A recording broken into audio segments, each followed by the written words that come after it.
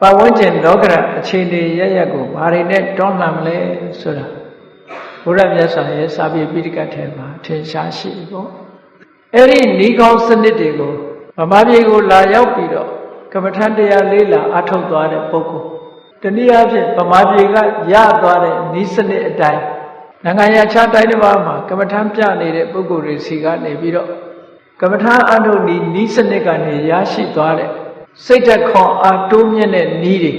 ခုအနောက်တိုင်းမှာပြန့်နေသလောက်ပြန့်လာ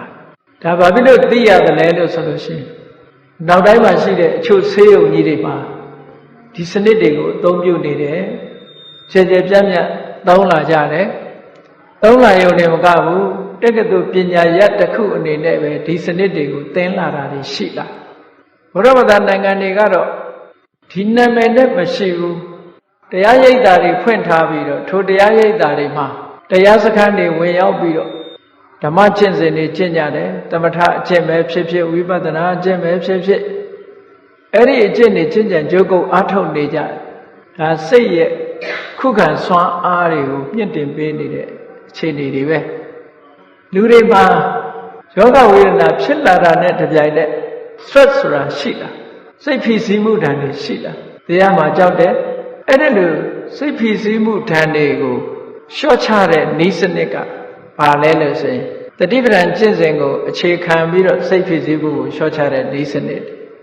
ဒါဘယ်ကလာတဲ့နည်းစနစ်လဲလို့ဆိုလို့ရှိရင်ဘုရားမြတ်စွာရဲ့တရားတော်ကလာတဲ့နည်းစနစ်ပဲ mindfulness based stress reduction တရားရိပ်တာတွေသွားပြီးတော့တရားဓမ္မကျင့်ကြံကြိုးကုပ်အားထုတ်နေတယ်ဆိုတာဟာဒီအိဗယ်ပဲစီးပွားရေးမပြေလည်မှုတွေမိသားစုအတွင်းမပြေလည်မှုတွေယောဂဝေဒနာဖြစ်လို့စိတ်ဓာတ်ကျနေတာတွေဒါတွေကိုအကြောင်းပြုပြီးတော့လူတွေမှာစိတ်ဖိစီးမှုဆိုတဲ့စိတ်ဓာတ်ချဆင်းမှုဆိုတာတွေလူတွေရဲ့တဏ္ဍာမှာဖြစ်နေတတ်ပါတယ်တဲ့အဲ့ဒီလိုဖြစ်နေလို့ရှိရင်အိတ်ဆေးတောက်ပြီးတော့ဖြည့်ရှင်းမလားလူငယ်လူရွယ်တွေဆိုအရက်တောက်ပြီးတော့ဖြည့်ရှင်းမလားသို့မဟုတ်စိတ်ကြွဆေးတွေနဲ့တားမလားဆိုအဲ့ဒါတွေနဲ့သွားလို့ရှိရင်လုံးဝမှားသွားလိမ့်မယ်ဒါကြောင့်မို့ကဘာမှာအဲ့ဒီစိတ်ဖိစီးမှုဓာတ်တွေကိုအိတ်ဆေးတို့စိတ်ကြွဆေးတွေနဲ့ဖြည့်ရှင်းနေကြလို့စိတ်ကြွဆေးတွေတောက်ရင်ကနေပြီးတော့ဆွဲလန်းသွားပြီးတော့မတော့ရမနေနိုင်တဲ့အဆင့်ရောက်ပြီးနောက်ဆုံးအသက်ထီအောင်ဆုံးသွားတဲ့အနေအထားထိရောက်ကုန်ကြတယ်ပေါ့တခုဖြည့်ရှင်းကနေပြီးတော့တခုတည်းမကဘူးပြဿနာတစ်ခုထပ်တိုးသွားတယ်မမှန်ကန်တဲ့ဤတနည်းပေါ့တခါတယောက်လျှောက်တယ်လို့ပဲဆေးလိပ်တောက်တာပြတ်အောင်လို့ဆိုပြီးတော့ကွန်းစားတယ်ကွန်းစားတော့ကွန်းရောဆေးလိပ်ရောနှစ်ခုစလုံးဆွဲသွားကွန်းလည်းမစားရမနေနိုင်ဆေးလိပ်လည်းမတောက်ရမနေနိုင်နော်ကွန်းကိုဆေးလိပ်နဲ့သွားဖြတ်တယ်ဆေးလိပ်ကိုကွန်းနဲ့ဖြတ်တယ်မရဘူးအဲ့ဒါကြောင့်မလို့မှန်ကန်တဲ့နိလန်းကိုအသုံးပြုပြီးတော့လူတွေရဲ့စိတ်ဖြည့်ဆည်းမှုကိုဖြည့်ရှင်းရမယ်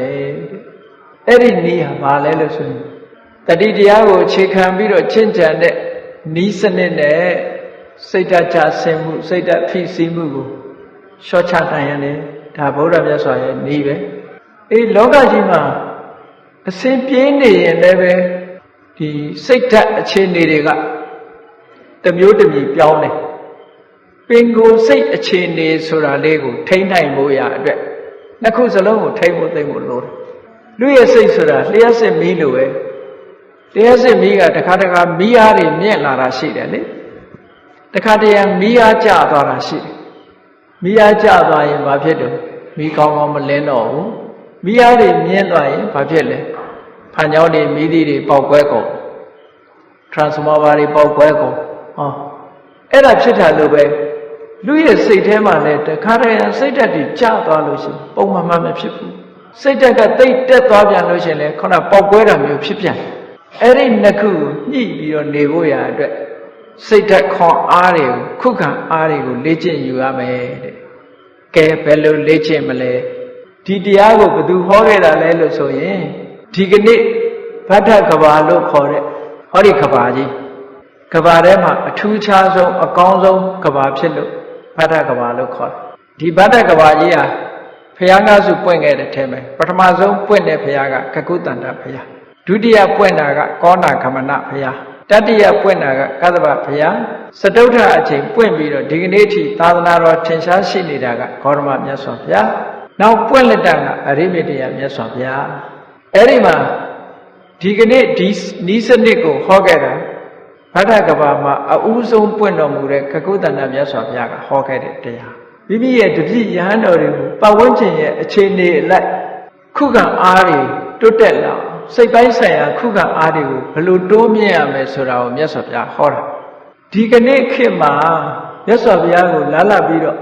အနှောက်အယှက်ပေးတဲ့မာနဆိုတာရှိတယ်နော်အားလုံးသိကြတယ်မာနဆိုတာရှိတယ်အနောက်တိုင်းကတချို့လူတွေကတော့မာနဆိုတာကိလေသာလို့ဆိုပြီးတော့နေရာတကာကိလေသာကြီးပဲယူတာမမှန်ဘူးမာနဆိုတဲ့နေရာမှာမ၅ပါးဆိုတာရှိတယ်တချို့ကိစ္စတွေမှာကိလေသာကိုခေါ်တာနော်တချို့ကိစ္စတွေမှာခန္ဓာကိုခေါ်တာဘာဖြစ်လို့တော့ဆိုရင်ခန္ဓာရှိတဲ့လူတွေသိရမာရဆိုတာတတ်တတ်တယ်ဆိုတဲ့အဓိပ္ပာယ်ခန္ဓာရှိရင်ခန္ဓာကတတ်လို့လူတွေသိကြတယ်ပေါ့ကိလေသာမာရခန္ဓာမာရသိခြင်းသဘောတရားကိုမစ္ဆုမာရကံတရားကိုအဘိသင်္ခါရမန္တနောက်ဆုံးအဲ့ဒီသဘာဝတရားတွေကအလွတ်ဖြစ်တဲ့နတ်ဆိုးနတ်မိုက်ကိုဒေဝဗုဒ္ဓမာရလို့ဆိုပြီးတော့မ၅ပါးအလုံးသိကြတဲ့အတိုင်းမ၅ပါးကိုအောင်တော်မူသောမြတ်စွာဘုရားလို့ဆိုတဲ့ဆိုင်ရာမာမနမန်နေကိုယူရမယ်မာရဆိုတဲ့မနတ်တွေမာရဆိုတာ၅မျိုးရှိတဲ့ထဲပဲအဲ့ဒီကကုသနာမြတ်စွာဘုရားလက်ထက်ကမာရဘယ်သူလဲလို့ဆိုရင်ဒုတိတဲ့သူ့နာမည်ဒုတိဆိုတဲ့မနတ်ကြီးရှိတယ်အဲ့ဒီမနတ်ကြီးကဘယ်သူလဲလို့ဆိုလို့ရှိရင်ဂေါတမမြတ်စွာဘုရားလက်ထက်မှာတကောအရာမှာဣတရေရတဲ့ရှမောက္ကလလာဖြစ်တယ်ပြောဗဒ္ဒကဘာမှာအဦးဆုံးပွင့်တဲ့ဘုရားလက်ထက်တုန်းကအမတန်ဆိုးသွမ်းခဲ့တဲ့မနတ်ကြီးဟာဂေါတမဘုရားလက်ထက်ကြတော့ရှမောက္ကလလာဖြစ်နေတယ်ရှမောက္ကလအလံဒုတိမနတ်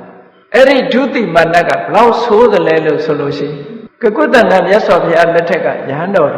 ကကုတ္တန္တမြတ်စွာဘုရားဆိုတာတတ်တော်4000တန်းမှာပွင့်လူတွေရဲ့အသက်အဲ့ဒီတုန်းက4000ရှည်ဒီကနေ့လို့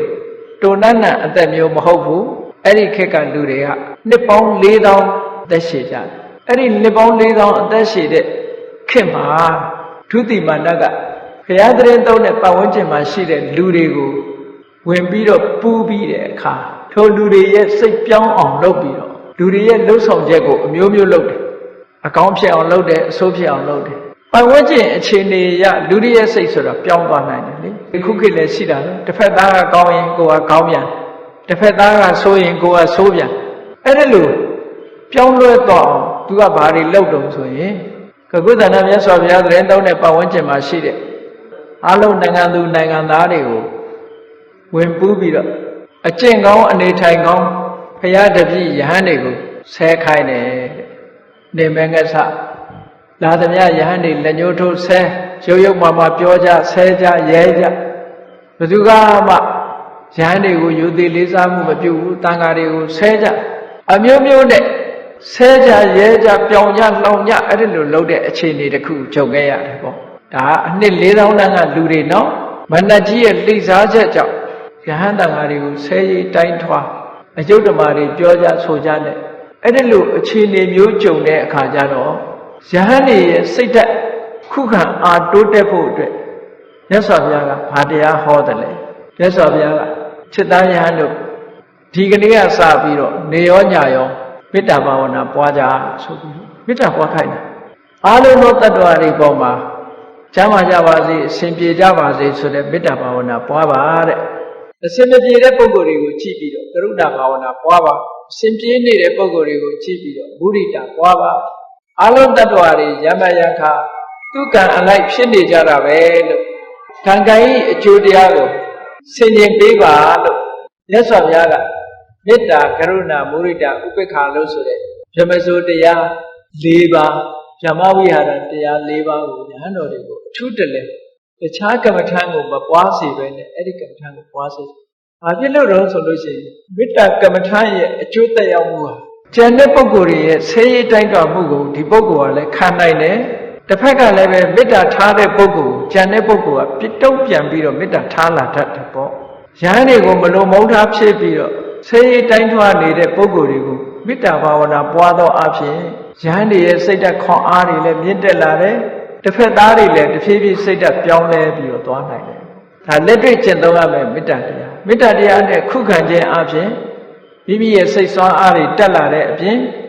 တခြားပုဂ္ဂိုလ်ရဲ့စိတ်ကိုလည်းပဲပြောင်းလဲသွားစေနိုင်တယ်ပြောင်းလဲသွားသည့်အတွက်ကြောင့်ဒီယန္တုအဖြစ်ကနေပြီးပြောင်းလဲပြီးသာဝရခိုင်မြဲတဲ့မိတ်ဆွေအဖြစ်ရောက်ရှိသွားနိုင်တယ်သူစိတ်ထဲမှာဆဲရင်တော့ကိုယ်တော်တွေကစိတ်ဆိုးမှာပဲစိတ်ဆိုးရင်တော့ပဋိပက္ခတွေဖြစ်လာမှာပဲပဋိပက္ခဖြစ်လာလို့ရှိရင်တော့အဲ့ဒါလူမြင်မကောင်းအောင်ဝုန်းတိုင်းတိုင်းပြဿနာတွေတက်လာမှာပဲလို့အဲ့ဒီလိုထင်ပြီးတော့လုပ်တာသို့တော့မြတ်စွာဘုရားကမေတ္တာဘာဝနာပွားခိုင်းထားသည့်အတွက်ကြောင့်ယဟန်တော်တွေကသူထင်တယ်လို့အခြေအနေဆိုးတွေဖြစ်မလာဘူး